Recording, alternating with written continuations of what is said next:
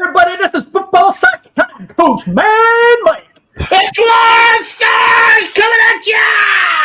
All right, here with Football Psych, and tonight we have the Commanders edition because we are post the third preseason two game, and we have so much to cover. Shaq might join us here soon. We will see. But the show goes on, and we have so much to cover because, man, I'll tell you, this was an interesting preseason game. What was your overall thoughts of the game? Coach, honestly, I thought they did well. Overall, I thought they did well. I didn't have too much to complain about.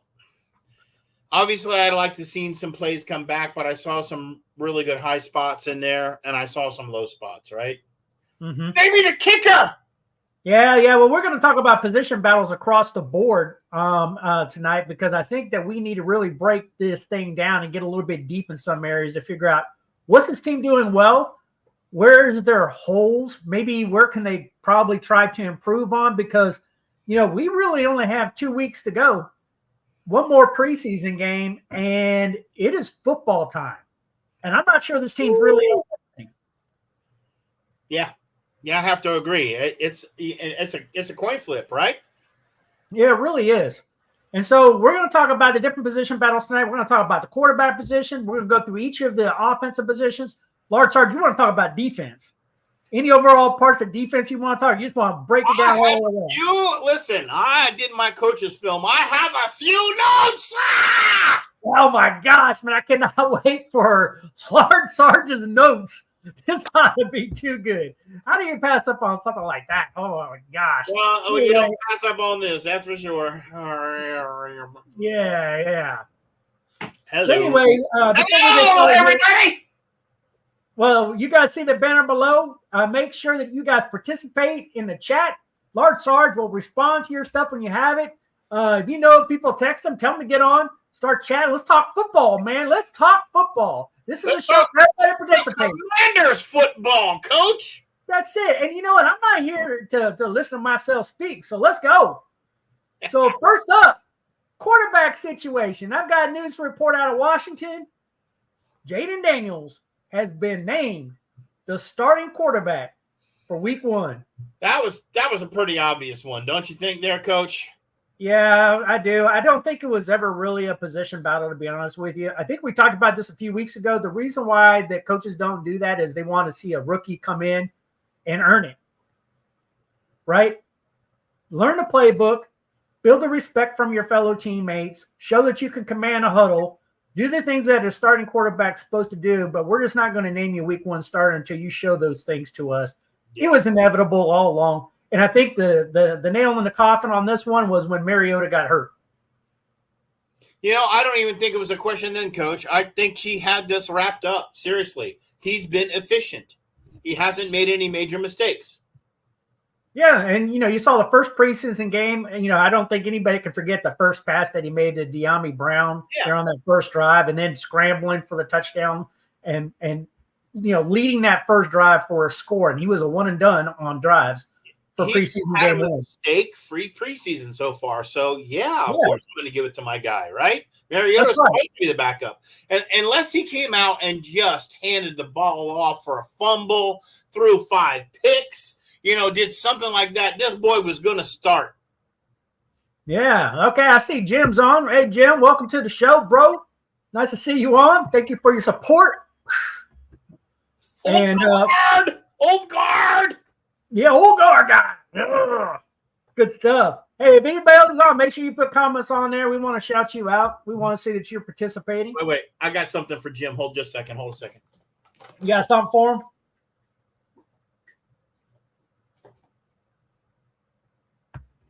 So we just got a message from Shaq.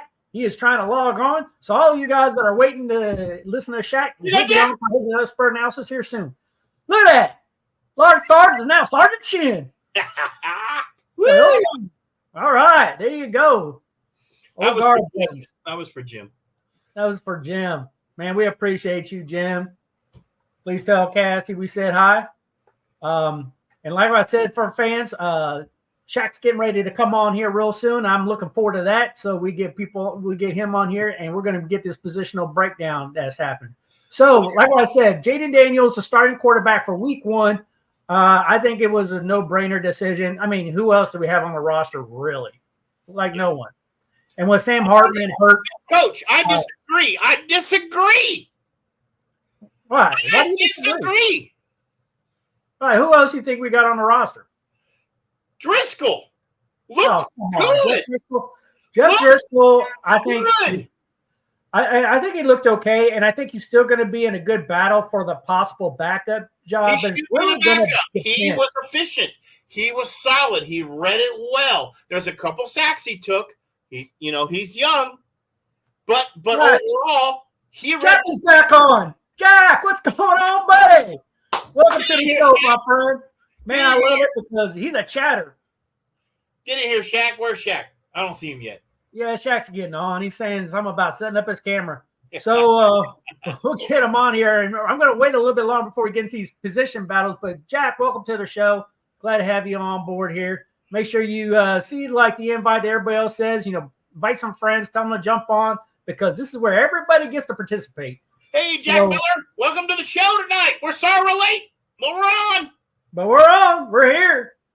So, yeah. So anyway, again, Jeff Driscoll. Going back to Jeff Driscoll, I think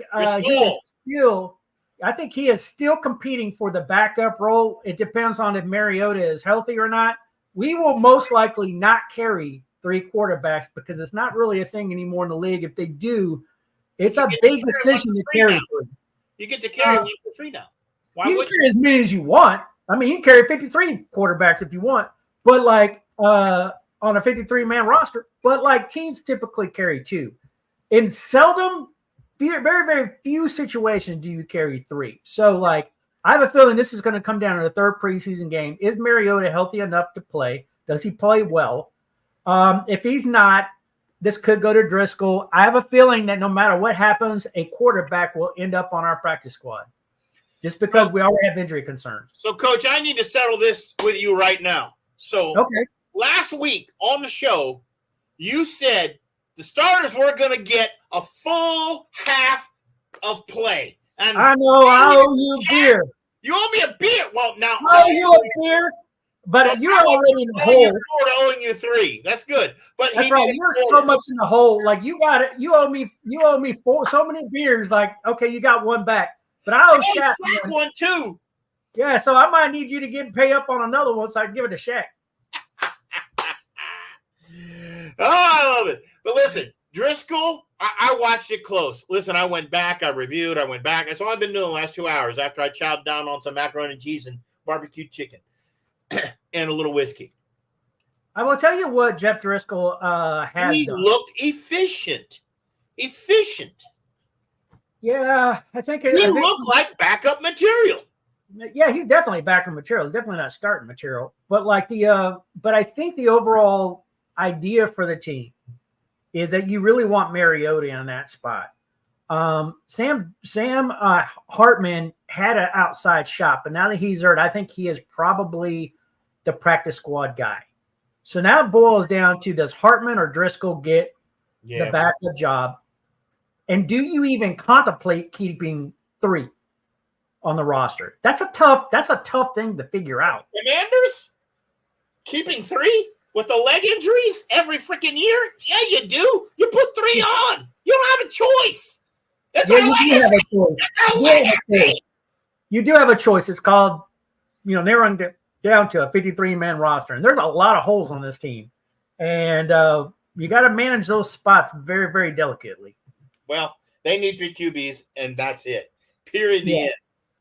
Okay, well, that's the large Sarge opinion. We will see what happens because we have the week after next is when they go to final cuts, and we will see how many quarterbacks that they keep on there.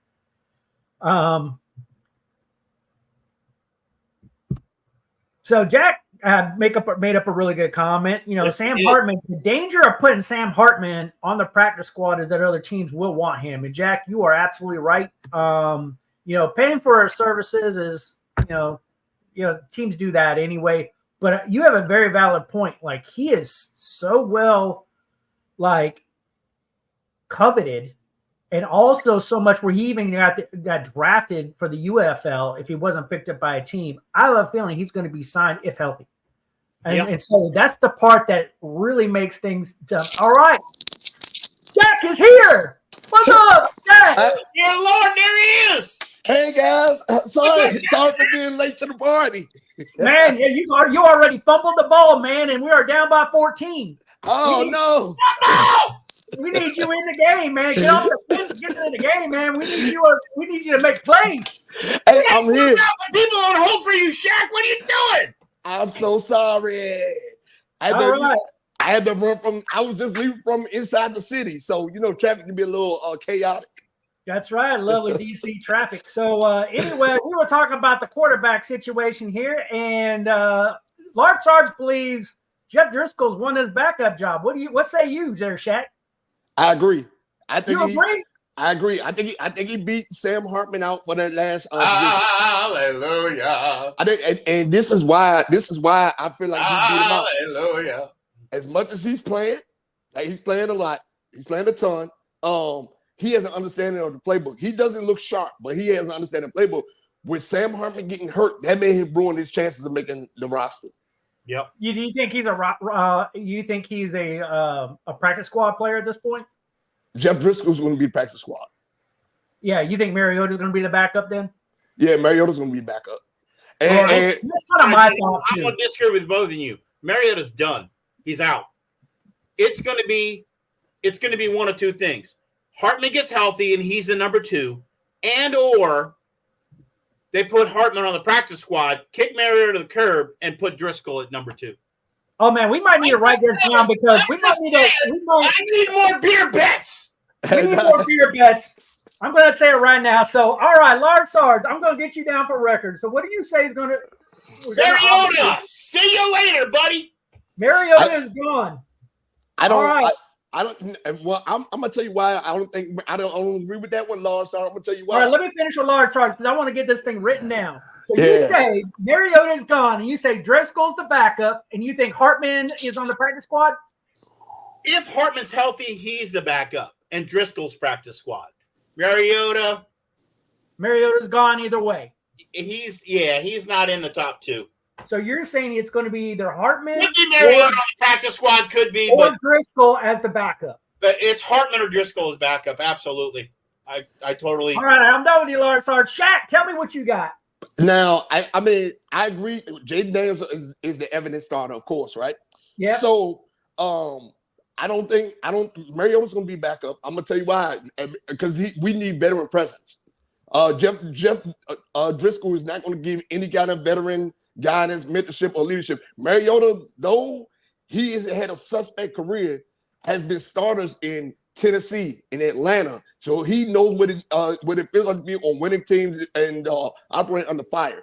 And that's what Jaden Daniels is going to need behind him. Jeff Driscoll is he's one of those guys, a Voyager guy. He's a Voyager man. So if he makes this team, he's going to be practice squad. Now I'm fingers crossed that Sam Hartman comes back and he's good to go. But I would like to see Sam Hartman on this roster. I would like to see him at least on the practice squad. Jeff Driscoll, I need you to call it, man. I need you to call it. Are we carrying 3 quarterbacks? Are we carrying 2? What do you think? We're gonna carry 3. We're gonna carry 3 quarterbacks. 100% with Shaq. 100%. We're carrying 3. We don't have a choice. We're gonna carry 3 because look at the reckless style of play, right? No, Jaden Daniels is a scrambling quarterback. Mariota's a scrambling quarterback, right? Sam Hartman is more of a pocket passer. Jeff Driscoll's a little bit more pocket passer. But we brought in Trace McSorley, which is a running quarterback. That's how he made his name at Penn State, a scrambling quarterback. But you know what, Shaq? He didn't run in this game. He stayed in the pocket this game, impressed the hell out of me. Actually, I was really impressed with how he stayed in the pocket. He did not scramble. Yeah. Well, the line was taking care of him, too. There you go. The line was taking care of him, too. Hey! So, I'm just saying. So you think that it's going to come down to either Driscoll or Hartman for the number 3 spot? Yeah. There's no. This is just me. I like what Large Sarge said, but I don't think there's any wiggle room for Driscoll to be the backup. I just don't think he's that good. Why have him as a backup when you have a younger, better arm talent in Sam Hartman that you could play as the backup? All right, so he has Sarge has Mariota going off this roster no matter what. I got you carrying 3 quarterbacks with you going. So I guess Large Sarge, you're saying that it's going to be Driscoll and then Hartman. Those are 3. Hartman, Driscoll. Yeah. Well, whatever. Those are the 3 you're keeping. And you got it where it's going to be Mariota makes this roster. Yep, Mariota's going to make the roster. All right. I got to be different than you two. Okay. Because I'm freaking mad. That's why I get Coach mad at Mike, right? Yeah. So I have no doubt in my life, in my freaking expert analysis that Adam Peters always listens to, right? Because he watches this show. He's going to screw this up. And he's going to put Hartman on the practice squad. He's going to get signed by somebody else. And so it's going to happen because he's going to try to do this thing with 2 quarterbacks, and it's going to be Daniels and it's going to be Mariota or Driscoll. He's going to cut the other one and keep him on speed dial, and he's going to put Hartman on the practice squad, and Hartman is going to be gone because as soon as there's an injury around the league, somebody's going to sign him. That is a disaster. That is a disaster. But it'll happen because it is just our team, and we do stupid crap like that. Coach, you think he's that stupid? I concur. We always do stupid stuff like that. I concur. But I'm gonna tell you what I didn't understand. Even though we were short of quarterback, I still didn't understand the Trace McSorley signing. So he's just there for these preseason games. But he's emergency backup. Emergency backup. Yeah, he's about to be. He's a camp farm. Yeah, I do. I totally get it because we get our quarterbacks injured. Yeah, I totally get it. I was a smart move, McSorley, and he actually had a fairly decent quarter. McSorley has history with Kingsbury in Arizona. I can tell you a quarterback we should have picked up before he retired. We should have went after Colt McCoy. If anything, that's right. He just retired. Should have went after him. He was a solid backup. He gave us some good years here in Washington. He sure did. I like Colt McCoy. Me too. I didn't when he was at Texas. I didn't think. I didn't think, like we knew when he was at Texas he was going to be a middle of the pack quarterback. Like we didn't expect nothing extreme. For him to have the career, that's what I'm saying. For him to have the career that he had for 12 years, that's amazing. Nobody expected that from Colt McCoy. Yep, he's a baller, man. He's just good enough to keep his, he's got enough skin on his teeth to keep in the game. I love that. Yeah, grit. Yeah, grit. All right, so that's my thing. I project that Hartman goes to the practice squad and gets signed by another team. Oh, that's what I'm saying. Sam Hartman's gonna be playing. He's gonna be playing the fall. Nope. The most ridiculous thing is what I'm predicting because that's the one that's going to come true. I'm not coached by Mike for nothing. Come on, man. I don't want to argue that. It is hard to argue that with the Commanders. Yeah, for real. Hey, Jack agrees with me though. If Jack Miller said this. He goes, if he ends up on a practice squad, he will be signed with somebody else. And I think we're just stupid enough to do it.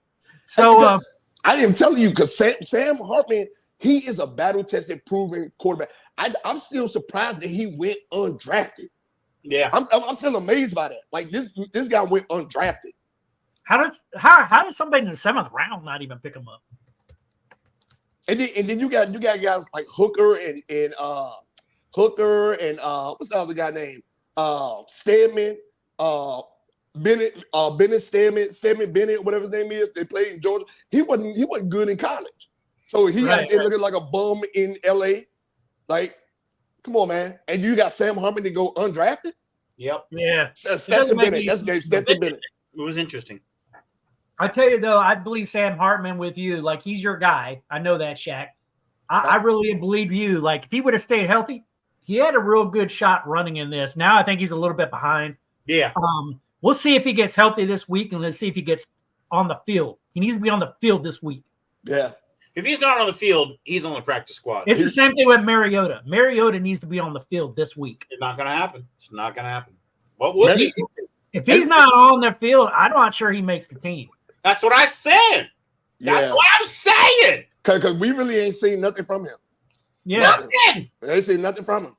I mean, and maybe we're watching the wire too. As we approach week 1 to see what other quarterbacks get released by other teams. But like, there have been some notable guys that they have been released. Mm-hmm. Notable guys. Mm-hmm. So all right, let's talk running backs, guys.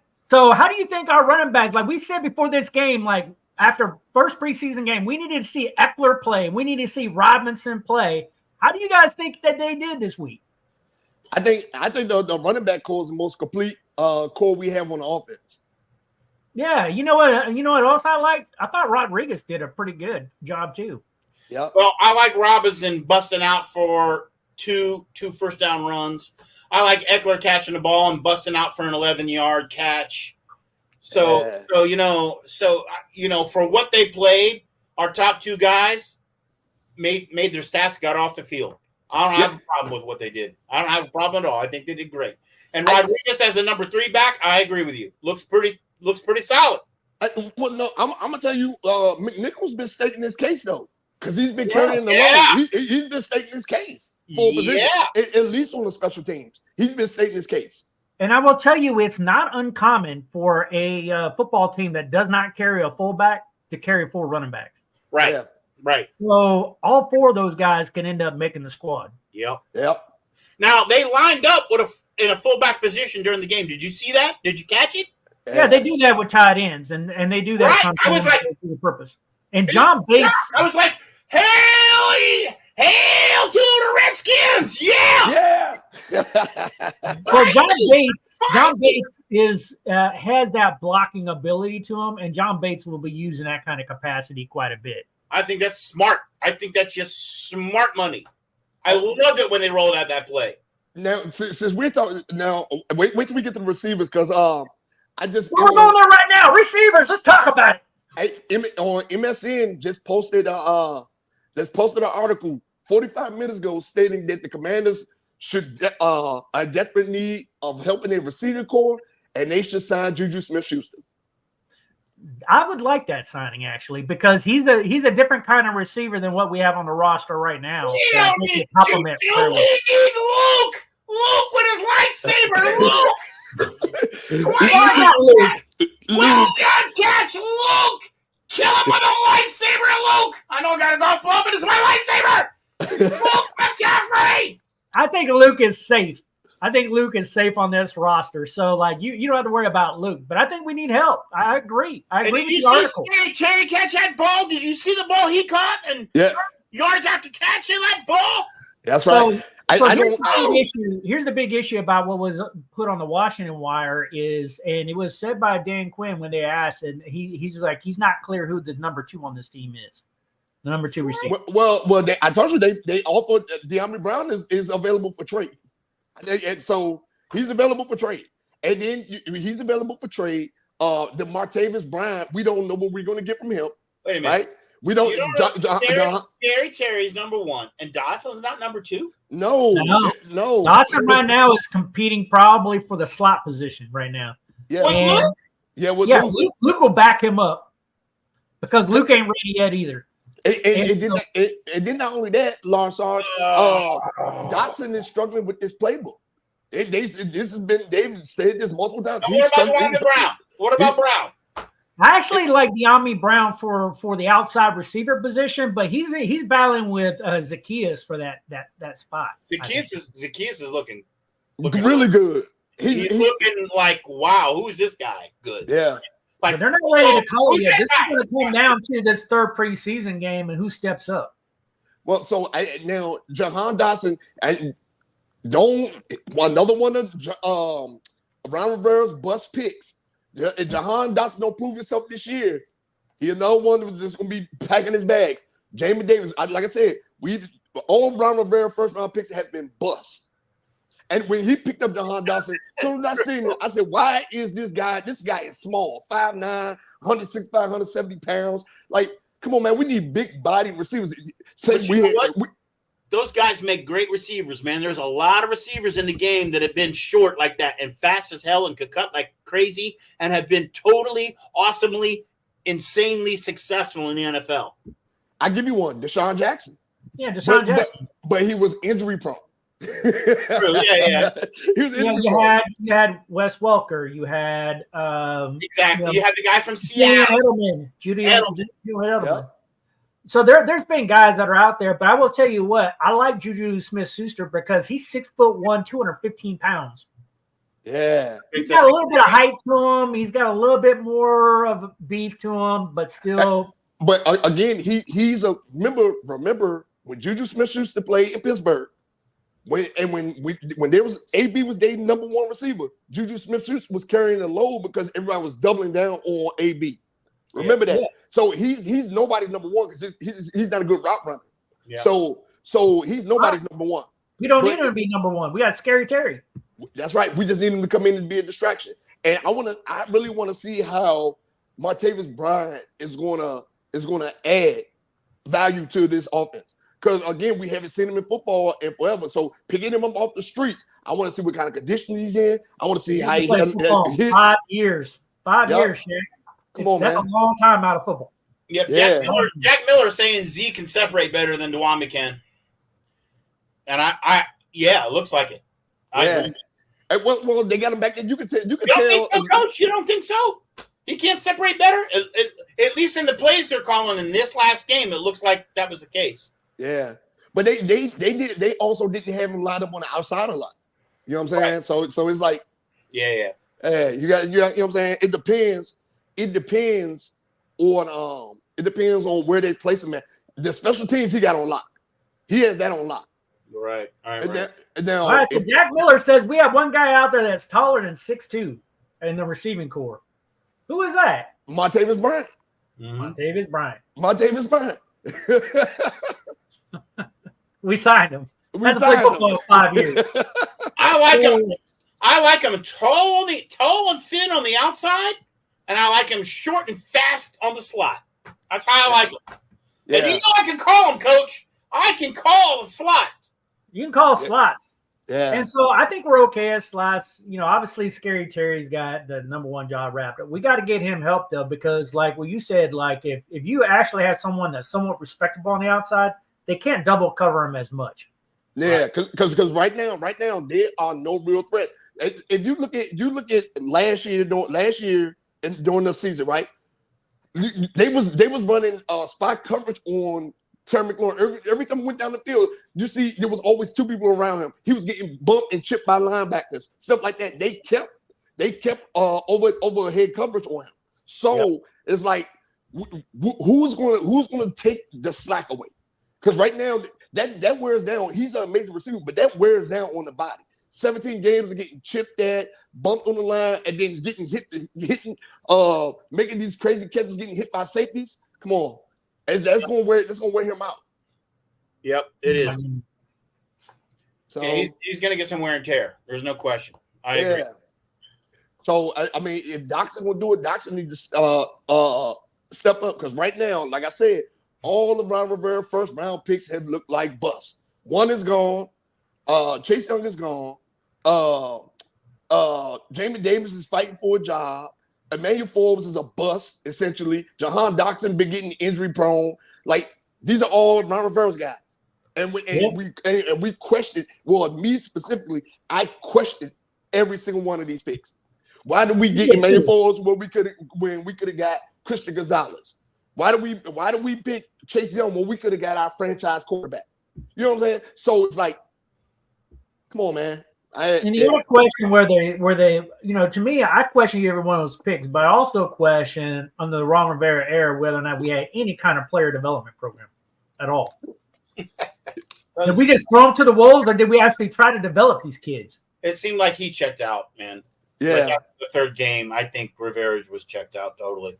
Like my thing was, okay, so in his situation, with him battling cancer and all that stuff, I think once his mortality became in question, that changed something about him. He became instead of being a head football coach, He was more of a father figure to this, and we don't need father figures in the locker room.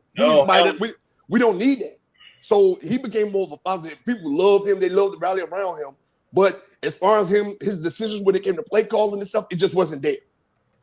Yeah. And then he had the nerve to find Jack Del Rio. Like, nah, this ain't Jack Del Rio. You're a defensive guy too. You get the heck out of here too. So, yeah. But all right, we got to talk tight ends. So how do we think tight ends looked? Where was Zach Ertz? Down on the field. I didn't see him. Me neither. Yeah, where was he? He was freaking AWOL. I think he was on the sidelines with headphones on coaching. So that's my thing right there, right? I mean, with Zach Ertz, guy, you're older in age. You need to be out there getting these reps. You need to get these reps because you right now. You still got it. You got to show you still got it because they are some Ben Sinnott, John Bates, Cole Turner. You got some young, hungry dogs behind you. Young, hungry like dogs. I mentioned before, John Bates is a double workhorse kind of guy because Bates look good. You can line him up at fullback, and you can line him up in blocking back kind of situations. He looked good when you want to block on the tight end spot on the run. You got him in there. He's like he's a blocker now. He can really block, and he can catch too. So I was really happy with his performance. I don't see how you get any better than that with him. I thought it was good. Yeah. Right. And then I feel bad for guys like this on the bubble like Cole Turner. Because like Cole Turner is a very, very solid tight end. I love Cole Turner. I'm a Cole Turner fan. I really am. And that's what I'm saying. With Cole Turner being on the roster, with us drafting Ben Sinnott, with John Bates already being on the roster, I did not understand the Zach Ertz signing. I didn't understand it. But these coaches come from these other teams, and they're like, "Oh well, I'm over here. You can come with me." Same thing with Rivera did. We became the Washington Panthers for a little while. You know what I'm saying? He started bringing all those people from Carolina with him. You know what I'm saying? Did. So I'd rather see them sign a tackle than a left side tackle than Zach Ertz. But I agree. Yeah, well, we did, and this team will probably carry 4 tight ends as well. So the question will be, I don't see 4 tight ends on this roster because the amount of receivers we have, right? So why if we already got 2 guys that's gonna be competing in the slot, you got Luke and Doxson gonna be playing in the slot or whatever the case may be. Why do we have to carry 4 tight ends when we got 2 guys in the slot? We're gonna have Scary Terry and probably De'Ami Brown behind him. Martavis Bryant and Zacchaeus probably behind him, right? So we carry all receivers you're carrying. Unless we bring Juju Smith-Schuster in, we're going to carry 6 receivers. We're going to carry 6 receivers. So with us carrying 6 receivers, why would we carry 4 tight ends? Yeah. Because I don't see us being that deep at corner, so we can give up a slot at corner to add to the tight end spot. We've got to be able to have additional blockers to establish the run game. And you got to keep them fresh because when you have these big guys running routes, they get tired. And you got to be able to rotate them in. Insofar as preseason has gone over 2 games, I don't see that they've established that yet. They've had they really haven't. Which I know I owe both of y'all beers. So, but like in Mike Jones' world, right? Like Coach Mad Mike's going to freaking kick in here. I'm going to say they should have played a half because I did not see enough of this team. Like they do not seem ready. I told you that we told you what gonna happen. They ain't playing no half. We told you they're not putting. We told you that they ain't putting the shiny penny on the ground for a half. They ain't doing it. No. Even if you were to pull Jaden Daniels out, there's just too many other pieces and too many question marks offensively. Like these tackles have not shown me anything. These tight ends have not showed me enough. This receiving core, when you don't even know who your number 2 is, needs to play longer. Like there is not enough that has been done with this team to say that they are ready for week 1. They're scared of injury, and they're doing defensively. It's even worse. They're doing check mark in practice. And matter of fact, this week I think they're doing the first round of cuts is this week, right? No. This week is preseason week 3, and then the following week they'll cut. Right. So like they changed the rules. You can carry 90 all the way through, and then week 4 Yeah. Week 4, you go from 90 down to 53. And that's why I thought because I remember it was 90, then you had to cut to 72, then you had to cut to 53. That's right. They got rid of that middle cut. Now you can carry these 90 all the way through 3 preseason games now. Man, imagine being on a team and you play all 3 preseason games and all that stuff, and then after the last game, like, come on in my office, son. Yep. I'm saying you ain't. But this way you get a check for another week. Yeah. I know it's only a couple grand, but like when you're struggling, a couple of grand for another week's paycheck when you would have been cut at 75 does make a difference to some of these kids. Well, and then not only that, right? A lot of these guys that's on this team are going to get picked up by somebody else. They are. Yeah. So the idea there was the league decided, let's keep them on there longer. Let's give them another game check. Even though it's the $2,000 some one. But when you're on the backside of that roster, but you get another game check, and then you get another chance to put a little bit more on film to try to get a job around the league. Yeah. Okay, I understand that. Because that's heartbreaking, man. I remember even if it's a practice squad job. I mean, practice squad money is good money. Yeah. Alive, right? Yeah. That's heartbreaking. He lived on a couch. Yeah. Right? Real. He lived on his sister's coach, man. Yeah, his sister's couch. Sure did. But he made it. Then he became the starter in Atlanta, and he's still hanging in. Yeah. I thought about that's heartbreaking though, man. I remember when I was trying out for a basketball team, and I made it through all the practices. I made it through all the warm-up games, all that stuff. And then the day before the season started, I said, hey man, the final roster's up. Go look. Name wasn't even on it. I was like, dang. Oh man. Yeah. I was like, dang. I'll buy a beer. Shaq. Yeah. All right, guys, let's talk offensive line. How do you guys think the offensive line did? Wow, you got a big thumb down from Shaq. They did better this week. Yeah, you know what? I didn't have a critique on that one, Coach. I do. I honestly thought they, for second and third, I thought they held in. I mean, I thought they did the job. No, I'm going to freaking disagree. So here's what I saw. Your second highest paid offensive lineman is Andrew Wiley. Andrew Wiley was absolutely horrific. Yeah. I watched play after play where he was missing blocks. He was on the freaking ground. He looked like crap. And we paid that guy the second highest offensive lineman we paid him, and he looked atrocious. I know what it was. He wasn't playing the first preseason game, took the freaking week off, and then he comes in this one, stinks it up. He's another guy who is probably safe because we just don't have anybody else, but he was absolutely atrocious. He is not a starting caliber right tackle. No, period. No. And then not only that, right? So as the game went along, you start seeing Driscoll get touched more, having to move around more, had to be more mobile and stuff. Yeah. And that wasn't. And some of these guys, I hate to say it, but some of these guys that were on the line were starting linemen. They were the first team linemen, and he was still running for his life. Yeah, and he was still running for his life. So it was like Allegretti did not look that solid to me. Yep. I think our center, whatever you pronounce the name, Badaz or whatever you pronounce his name, looked okay. Yeah. Badass. I didn't see him have any mistakes. Yeah, I mean, he looked okay. Left tackle, they would look like they were reaching. They were like trying to swap people in and give them reps. To me, like this line is like not week one ready. It's trying to find itself. Yeah. And it's struggling. The most solid guy we got on the line right now is Badaz. He's the most solid guy. Yeah. Well, I think Sam Cosme looks okay too. Cosme looks good.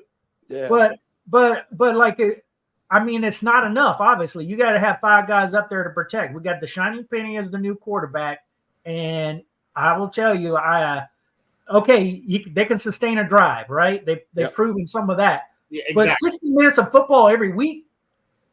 I can tell you what, if Jaden Daniels, I'm gonna tell you because you know how hardcore of a fan base we are, and mark my words, Coach Mad Mike, if Jaden Daniels gets hurt because of how they handle this lineman situation, people gonna be calling for Dan Quinn's job.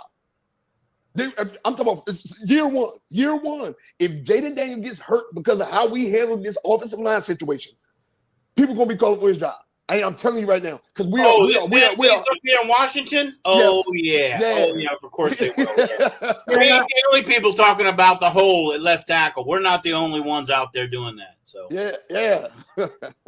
Yeah, the fan base might say that because we are like short fuse these days. We But want to like, win. I think that fuse is about that long, Coach Mad Mike. it is. Like But I literally, think- you have one play wrong, the fans are like, fire the coach. Yeah, but Bum. I think Adam Peters is probably a little bit more resilient than that because it looks like by watching the Commanders log that Adam Peters and Dan Quinn are kind of tight.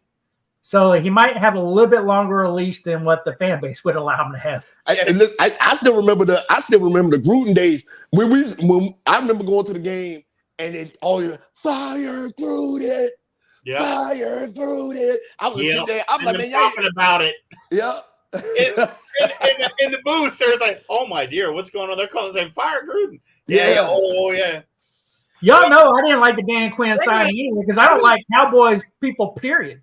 Yeah. We're gonna see how it goes in Tampa Bay, which I think they'll lose that game. But then all three of us are gonna be at the Giants game. That's right, we will. So we're gonna see first tonight after the show home game, and we're gonna see firsthand how they handle the Giants D, which is looking good. So it'll be my personal opinion is this is going to be a very good test of our O line against the Giants because the Giants D line is looking pretty spanky, spanky. I will tell you, they got a rookie, undrafted rookie over there that made one heck of a freaking play. Did y'all see that play? Yeah. So I think that's going to be a telltale game against the Giants. I really do. And then it's a division game, so those games are already hard as is. So, and with their defense, again, their defensive line is looking good. Now, they improved their receiver room, right, somewhat by drafting the rookie, but they got questions on that. They got questions on their offense too. Well, let's talk about our defensive line. So, like our defensive line, how do we think that they look out there? Still not enough pressure. I think the weaknesses on the interior of the defensive line is going to be solid with Newton, Allen, and Payne. I don't think the defensive ends. I want to see more like Cleveland Farrell look like he actually coming to play. He's actually, but he looks a little too small to be on the defensive line. If that makes sense. Yeah. He looks like he needs to be outside linebacker. I gave the defensive line a pass this game. Like not. I will tell you that, but a pass. I tell you when they had Jamin Davis in there though, he kind of put some pressure. He got a sack in there, and he also had a. Didn't he have a fumble recovery, a forced fumble, or something like that? He also got destroyed by A-Chain. A-Chain destroyed him. Yeah. He's fighting though. He's fighting though. A-Chain just made him look stupid. I'm like, that gum, Davis. You know? Yeah. Yep. All right. So let's go to linebackers. How do you think these linebackers look? Where was Bobby Wagner? He didn't play. I mean, he didn't play. But where is he? His old bones is they try to keep him ready for the season. I think that's exactly it. He's out. He had yet to take a snap. That's a lot of faith, isn't it? Yeah. That's a lot of faith, man. Him. That's the same thing same as Zach Ertz. These older guys, they try to preserve him. Put him in for a series at least. Let him play. I want to see. Put him in for a series. I just want to see him in the number 54 jersey. I want to see him out there freaking run a play. I want to see him make a tackle, and then all of a sudden you can take him off the field. But I haven't even seen him on the field yet. You know what it tells me, Coach, and Shaq? You know what it tells me? What it tells me is they feel good about those guys, and they just have that much evaluation to do on second and third string. It could be they're putting that much focus on depth to see who they really want to keep. That they feel secure with where they are on the top, but mid and the back end, they're not sure about, and they want to watch a lot of film of those guys to make those decisions. Because Frankie Louvu looks great, phenomenal. He looks phenomenal. Yeah, he's ready. Great. He's ready. I'm like, man, if that guy can stay healthy, he's going to have a phenomenal year. Hell, we expect him to. But see, for me, I'm going to tell you right now, I want to see that from every single starting player. I want you to be able to look at him like Frankie Louvu. That check mark, you are ready. I'm going to hold you out now because I see you're ready. Right. But just because you're a veteran who's been in the league for a long time, until you show me this year that you are ready to go this year, I'm not bubble wrapping you. I mean, you dressed out. Get your ass on the field. I want to see your hiney on the field, bent over and making a tackle. Then get off the field. And once I see you make a couple plays, I go, "You're ready." I'm just like, "Okay, all right, now I'm going to bubble wrap you and protect you. I know what you got. I see that you're ready this year. You did everything in the offseason you were supposed to do. We're good. I need to evaluate other players. I'm good with you." But like until you prove yourself to me this year, like because when a player gets older, like he can fall off of a cliff quick in his skill set. And it happens. Poof. It happens. And they fall quick, man. They do. It is like a cliff. And especially in that linebacker position, it's one of the most, besides the defensive line, the offensive line, those are high impact positions. Like dudes running at you 10, 15 miles per hour, but lowering their head into your chest. Come on, man. Yeah. And Bobby Wagner had the history of getting 12, 15 tackles in a single game, man. He's got wear and tear on him. So I want to know that his body can hold up. Like, show me you can still get out there, make a couple tackles. Okay, good, Bobby. I see you still got it. Good, get on the sideline. Right. But I want you to prove it. Yeah. So your resume only gets you into the door, but you got to prove it to make the team. Yeah. Yeah. Yeah. Because I think. But I mean, I guess they're doing it in good faith. But again, there's still questions in that linebacker court. Jamie Davis. Who else we brought in? We got the rookie that we brought in. I think Hudson's still there. Like there's some people there that are fighting there on the bubble. You know what I'm saying? That I feel like. Yeah. So I mean, I give our linebacker core right now like a B+. Oh wow, you can grade him out pretty well. Yeah, I mean, I think Frankie LeBou's probably a large part of that grade. But he looks pretty good too. Yeah. So let's move on to defensive backs. Can I have a minute here? Can I have a minute. For a minute? All right. So, take it, Lord Sarge. Take it, Lord Sarge. Let me hear you. To be honest, this is where I was focusing. Okay, so Forbes missed the coverage on the first play. He was in the game. We expected that. Sandra still had an excellent open field tackle, wrapped his guy up, but that's all I saw from him. St. Juice got burned on a TD bad. He didn't look back. And got burned in the corner. He's supposed to be our number one corner. No. What?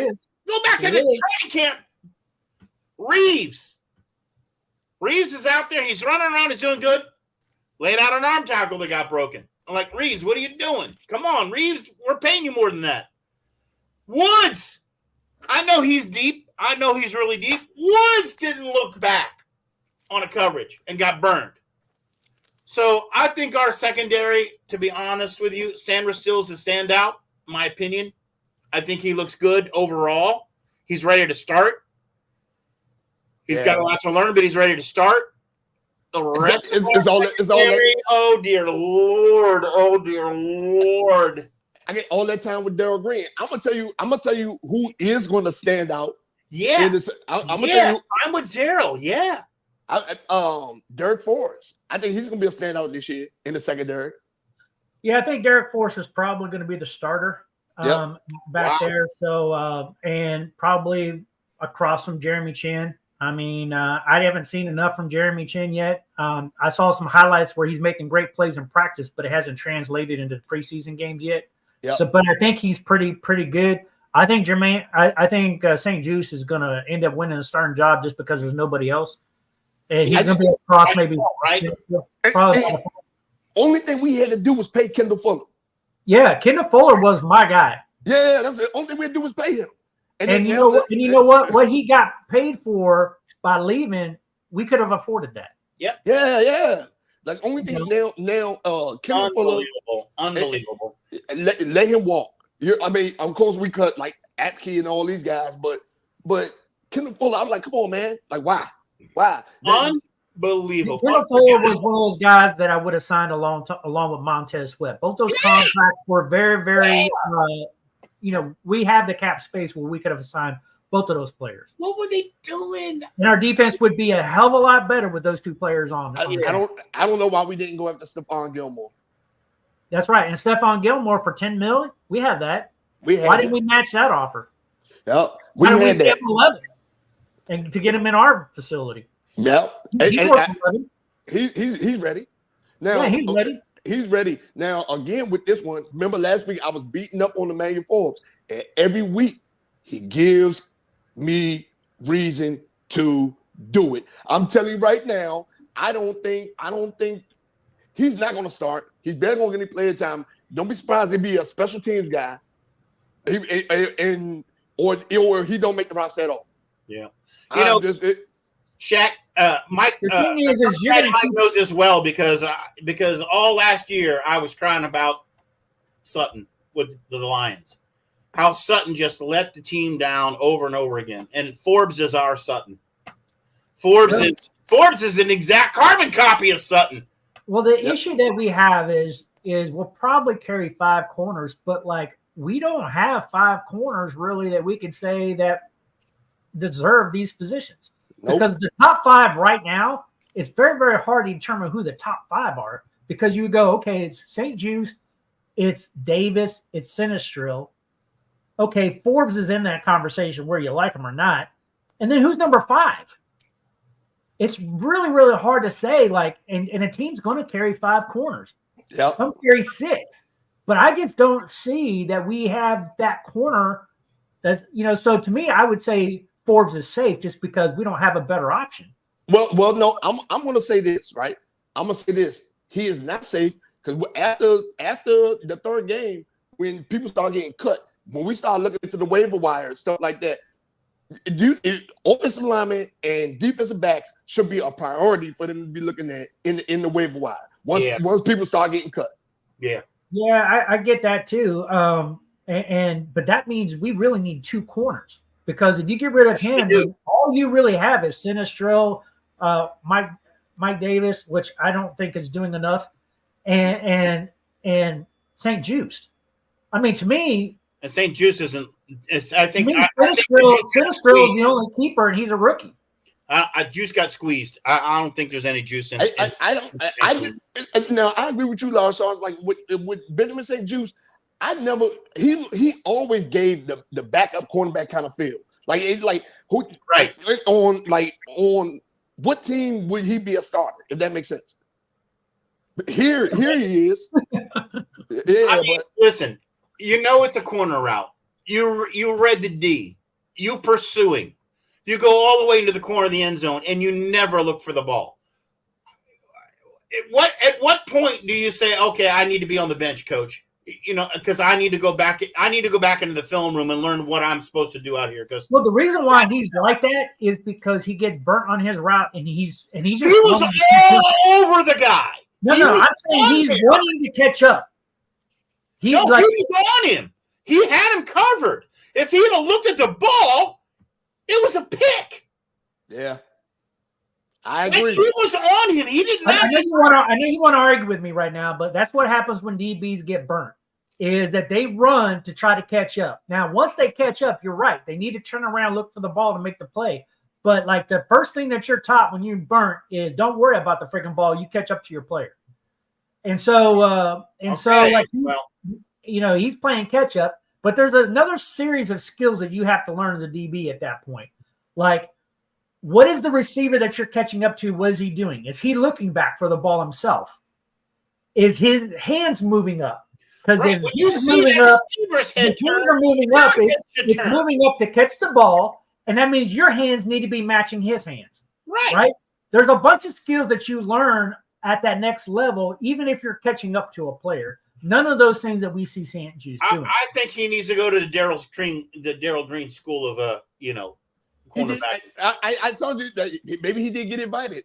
It may influence to get invited. He definitely is. Invitation only. Invitation only. Coach, I agree with you 100%. You're 100%. Listen, that's what I'd be teaching if I was a coach, and I'm not a coach. And even I can see it when I'm watching the replay. Like, dude. So Jack Miller said that he believes that Forbes is going to be returning kicks. Yes, he did.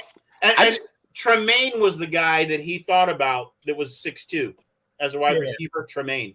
Oh, yeah. On the field. Yeah. Well, he'll get a lot more playing time in the 3rd preseason game, so we'll get to know a little bit more about Tremaine. Then we're going to go very deep in the 3rd preseason game. Yeah. Typically in this third preseason game, don't be surprised.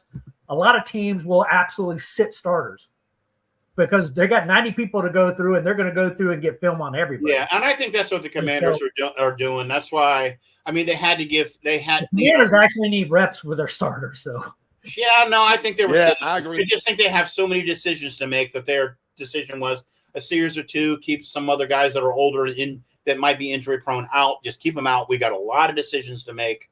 We know who's going to start, and I don't know if we know who's going to start. Yeah, across the board, there's a lot of positions that I'm unsure about who's. Well, I'm like Wagner's going to start. You know what I mean? Yeah. But like on as your DBs, Zach Ertz is probably in rotation. Maybe not the starter, but he's in rotation, right? So why risk him because he's had injuries? Keep him safe. Keep him on the side because he's a pawn. You know. Yeah. You know? He's a trump card when you need one, right? He's a big body out there who you know's got. What I hate to see that happens when it comes to tight ends is I would hate to see us keep Zach Ertz and cut somebody like Cole Turner. And that's the thing. And Cole Turner is a younger, more physical tight end. So faster, bigger. If you're going to keep Zach Ertz, in my book, you need to carry 4 tight ends. Period. Because if you cut Cole Turner, man, you are just like you're just making a mistake. I got to tell you right now, if he gets cut, he will not be on the waiver wire long. If Cole Turner gets cut, he will not be on the waiver wire long. I'm talking about if he gets cut on Wednesday, by Thursday he's gonna be signing with somebody else. Dead serious. Yeah. Why not? Right? Why not? Yeah. So Jack just mentioned that Zach just had a baby, so maybe that's why he didn't dress. No. Get some quality family time. I don't know. I did not know make him get pregnant, Jack. What do you mean he just had a baby? Hey, you know. That baby can wait. This is not a woke channel. That baby can wait. It's gonna be there for you for the rest of your life. You need to bottom with this child, man. You need some maternity leave. Oh man. So, oh my goodness, man. So he's helping mama at home, I guess. So, all right. Anyway, so last thing I got here, Coach. Yeah, tell me. What the hell is going on with the kicking game? The kicking game. So I believe what's going to happen with the kicking game is tomorrow we're going to bring in like about a handful of kickers, and he will be replaced. Yeah. Yeah, I mean, Patterson will not make this roster, man. Patterson looks like garbage. I don't see it after that performance. I just don't. I was like, and we already cut one guy already. Like, yeah. like I like damn, Ahmed. We already cut Ahmed. Raziz Ahmed. We already cut him too. He's already gone. Like, damn UFL dudes getting their opportunity and messing it up. Yeah. Is there anyone else out there? It's a good question. I mean, I remember several weeks ago, Shaq pulled up a free agency list and was naming off guys, and I was saying, go to the UFL, but all the UFL guys have been signed that are worth anything. So, I mean, it's a good question. Like, who can we possibly get? Hold on, I'm looking. I'm looking. Jack is saying, is Sly available? Oh, no. Let's bring back Joey Sly, man. I love Joey Sly. Come on. We need Let's bring him back. Yeah, oh, Jack. My gosh. Jack, I love you, man. Man, you need to be on this show every week, man. I'm telling you. I would love to bring Joey Sly back. Come on, Jack. Don't hate on him. Bring him back. Joey Sly? Joey Sly. He's better than Paxson. Come on. He's an 80% field goal kicker. Listen, he'd be better than what we have now. Yep. Joey Sly. I never saw anything better than what we have now. That was pathetic. Okay, so he was signed by somebody else, though. Okay, so here we go right here. We got he resigned. Fairbairn resigned. Resigned. Greg Joseph went to the Packers. We picked up Brandon McManus. Yeah, but we cut him. Yeah, okay. Yeah. We cut him because he had some kind of legal issue of sexual harassment on aircraft with a couple of. Oh yeah, that's right. Couldn't keep his hands to himself. That's it. He was getting flirted with all the women on the plane. Which, if I was a kicker, that's what I'd be doing too. Yeah. That's about the only action I'm gonna get. Yeah. That's it, man. So yeah, no, they really ain't anybody out here. There ain't a whole lot. So but we need somebody. I guarantee you though that they are bringing somebody in tomorrow because Tuesday's usually when you bring in prospects. Tuesday's usually that day and you work people out. And if they sign somebody, it'll happen tomorrow late afternoon, and there'll be a cut that will go along with it. Patterson will be out and he'll be in. Do you think they'll bring in a UFA in? Somebody out there, soccer player or somebody like that? I don't know who really is out there. I mean, I know Shaq's been looking over the list there, but like I will tell you that I would not put it past Adam Peters to be scrubbing that list hard. Yeah, you go over there and get one of them. Go and get one of them. I was Manchester United soccer players. I'm telling you, I was shocked, man. I was like, come on, man, come on. Oh my God. You know, I mean, there are kickers that graduate every year from college that can kick field goals. Yeah, you know, it should not be that hard to find kickers out there. Wouldn't think. Now that we have the UFL, I mean, you have a bunch of UFL kickers out there that understand the kicking rules. I mean, there are guys that you can go sign. Yep, Dallas got one. Detroit got one who looked good. You can bring in a handful. I got a 66-yard field goal this week in preseason. 66 yards. Yeah, man. And he was a beast in the UFL though. Yeah, they said during the UFL season, they said, hey, with the captain was like, oh yeah, this guy's going to be in the NFL in the fall. Yeah. They were saying it. They said he's going to be in the NFL in the fall. 60 yards. I'm like, wow, we could use that guy. Yeah, no kidding. I mean, we can use any kicker right now. We could even use Joey Sly. Yeah, maybe we'll charge you to get his cleats dusted off, get out there and kick a ball or two. Maybe that's what that was a field goal kicker. I can bounce that daggum ball off my belly. You see that belly? I actually want to see you kick a field goal, man. I gotta see it. Belly, man. I can kick a long one. I'm going to set you up for a 20-yard field goal, man, and see if you can make it. Oh, yeah. I get that leg up in the air, fall right down on my butt. I don't even know how to hit that ball. Not only are you going to land up on your butt, but you're going to pull a hammy doing it at the same time. Oh, man. double whammy. And throw out my back. And throw out my back. And somehow he'll get another black eye, and we won't even know how that happened. I don't even know how it happened. But it'll just happen. I was like the unknown tackle. Oh, my God. All right, guys, but we got to call it this week, man. This is football psych, man. And you know what? I need some parting words, man. Large, sorry if you're up. What else you got? What are you looking for to week 3? Tell me something. Dan Campbell is a meathead. Went for a 4th down again. And I'm not talking about the Lions. I'm talking about the Commanders edition. Oh, the Commanders. This is the Commanders edition. Stay with us, bro. Yeah. What are you looking forward to week 3? Pain. Huh? Pain. You want to see something from Drum Payne? No. I'm looking for pain. It's going to be painful. Oh, you're going to. I'm looking for just massive pain because the Commanders have not found themselves yet. So it's going to be painful. Ooh. I think we're safe to say the Stars will not play at half, so I don't have to lose any more beer money. Although I will say that they need it, but they won't do it. Of course, they'll bubble wrap them because they're retarded. Oh, by the way, Jack, due to scheduling conflicts and issues, unfortunately, Coach Mad Mike will not be at the Tampa Bay game. Oh, that's right. Yeah, Jack. I think I forgot I'm not sure if I sent my message on that or not, but I cannot make that game. So, but if you like and subscribe, and you bring 1,000 of your friends to our channel, and we get monetized, we will fly you up for the Giants game. Okay? So just Jack. That's all we need. 1,000 of your friends to like and subscribe, get us monetized, and we'll buy your ticket. I don't even he says okay. We don't even need that, man. We just need the watch hours, man. Shaq's got to get all his people on. We got to get a whole bunch of other people to get on and start watching. Yeah, man. Start watching. But anyway, one of the things that we got to do, because I got to be in Tampa next week, so then I'm going to be out of there. I got to get to DC, so I can't make this Tampa game. If I could have just had a few more days to make it work, I could have done it. But anyway, I got to get to DC. I got to hang out with you guys up there. But anyway, I got to do it. Let's do it. Yeah, we'll be in Baltimore. All right, Shaq, what are you looking for week 3, man? Tell us, Shaq, what you looking for? I'm looking forward to Emmanuel Force playing the whole game. Last week, and it didn't happen this week.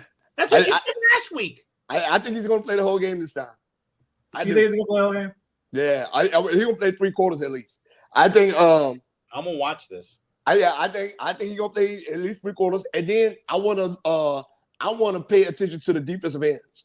I want to see constant pressure on the quarterbacks, stuff like that. I want to see the rotations, how it's going to work with Farrell, Fowler, you know what I'm saying, all the rest of the guys. I want to see how this is going to work. But definitely, Emmanuel Forbes was on the watch list this week. The defensive ends, and I want to see this offense come together. So those are the things that's on my watch list this week. Okay, yeah, I mean, I like that list. I'm going to give you my list that I'm looking for. I want to see these backup quarterbacks. I want to see if they're healthy and if they're playing. And I want to see what they look like because I believe it's a coin toss right now. We really don't know what this quarterback room is going to look like here in a week and a half. It's up in the air. So I'm really looking forward to seeing who dresses and who actually plays in this one at the quarterback position. Another one that I'm really looking forward to really watching is the number 2 battle for wide receiver. I want to see who lines up on the outside opposite Terry McLaurin and how much playing time did they get and who they rotate in. I just want to see how they play because we need somebody across from him. It'll be interesting to see if we sign somebody else tomorrow because another thing I'm watching is I'm really watching to see if we sign anybody tomorrow. Yeah. Because it might be a sign, right? So like I said, Coach, paying a quarterback, paying on the secondary, paying on the linebacker core, paying on the defensive line. I'm going to even go even further. Offensive line, too. Offensive line. I want to see this offensive line come together, which they're not going to have it. And I don't know if they're even having a joint practice. Like we did a joint practice against Miami. We did joint practice with the Jets. Are we doing a joint practice with the Patriots or not? I think I'm this not is sure. off, isn't it? I think it's off. It's like light pads, get ready, get your crap. I think it's off too. So that's concerning to me because now you're just got the 3rd preseason game and you don't even have a joint practice to evaluate guys because usually you film those too to see what they look like to go up against other competitions. So now you don't even have that film. Yeah. So that concerns me with the line. That concerns me with the quarterback play. These receivers who want the ball. Believe me, these receivers want to prove themselves. They want the ball. They need targets, right? They want, because they want to make a play because one play for one of these receivers can make the difference of them making the squad or not. Big play could agree. And so, and I haven't even talked defense yet, but I'll just agree with what you guys said defensively. But there's just a lot I need to see from this team, and we're running out of time. I told you when I texted you, I said I went from us going 8-9 to 6-11. Yeah, that's a huge drop because Lard Sarge was saying he believed we were 9-7. We were going to make the playoffs. I'm not so sure. The Cowboys and the Giants defensively. Oh my, and Philly so far. Oh Lord, yeah. I wonder if I'm going to have to eat my own sandal. Yeah, I mean, I've been saying 8 wins for like the past 4 or 5 months. I'm going to stick with it. Usually because I'm going to have a little faith in Quinn that they're going to figure it out. I'm going to have a little faith they're going to figure it out. But let's call a spade a spade. They have a hell of a lot to figure out. They have to figure it out. They have a lot to figure out. And when are they going to figure it out? Are they going to figure out once the season gets started? Because they're running out of time now. I'm so concerned right now. There's a lot of question marks. I kind of agree with Shaq when it comes to guys like Forbes. There's certain players that you need to give them a lot of playing time to make decisions on these guys in this 3rd preseason game. I don't think this team finds itself until week 3 or 4 of the regular season. Which is really unsatisfactory. That's really when they're going to find a rhythm. I think it's going to be rough going in. I really do. And I think they're going to find a rhythm. And let me see. And week 4, and that would be the game too. It's against the Cardinals. That would be the game. I think it's going to be week 3 or 4 before they get their rhythm, right? Before they get the kinks worked out. I think they're going to start off rough. Yeah, and they're going to have a lot of scrapping to do, but I think they're going to progress.